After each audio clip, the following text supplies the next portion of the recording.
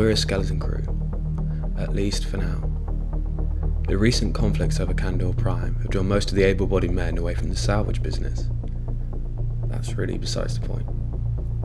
There are only 4 of us on board the Cottlark, a ship built for 11. 3 salvage teams of 3 each, and 2 to run the ship's basic operations, while 3 teams of 3 go out salvaging in the modified light transports. Right now with 4 of us, that's enough for 2 to run the ship's basic functions, and 2 people to run short hop salvage missions in the modified transports. That means we've got a big ship with no one on it. Especially when we work, there's a lot of time alone with your thoughts. The lively mess hall is now mostly quiet and solitary. With all of us on shifts, very rarely are 4 of us, Tommy, Arvin, Elle and myself, Castor, together. A motley crew, drifters and off-worlders, hired by a company to run missions like these, looking for valuables and scrap.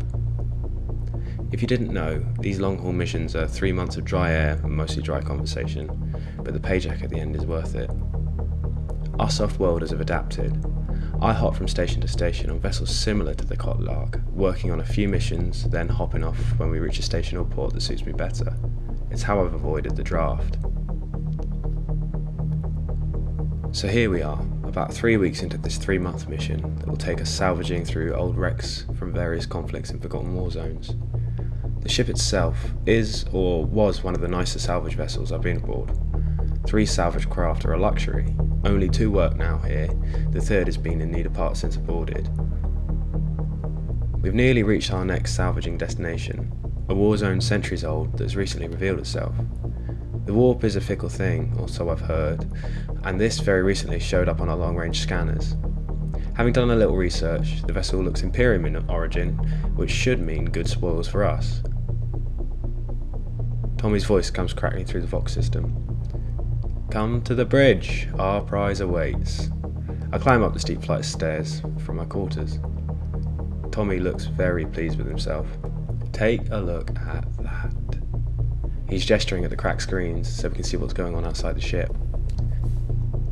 Through the flickering screen, we can see a Leviathan, bigger than I've ever seen. A vision in black, my eyes trace along its spires. That looks old. Those were the only words that sprung to mind, underselling the sight before us. The great beak-like bow seems stretching on forever, meeting spires of blackened metal, with a row of fearsome cannons poking out between the bow and stern.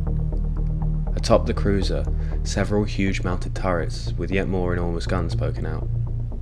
Then I saw the floor, a huge crack splitting the bow and stern from the base of the hull 2/3 up the ship. I've never seen one that old before. A few seconds passed, all 4 of us trying to get a better look at the drifting ship.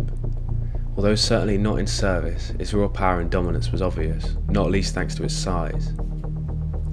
For as we moved close, the sheer mass of the ship loomed over us. Okay, you know the drill. Arvin, suit up, Tommy said. Today, clearly, Elle and I were going to look after the ship, while Tommy and Arvin go salvaging.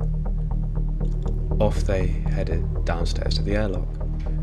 Elle and I locked eyes, seemingly ready for another stint together.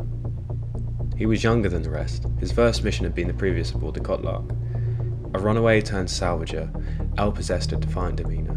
Tommy liked him, as did I. What was to come, however, would cost Elle his life. Elle grinned. Once more into the dark, Cass?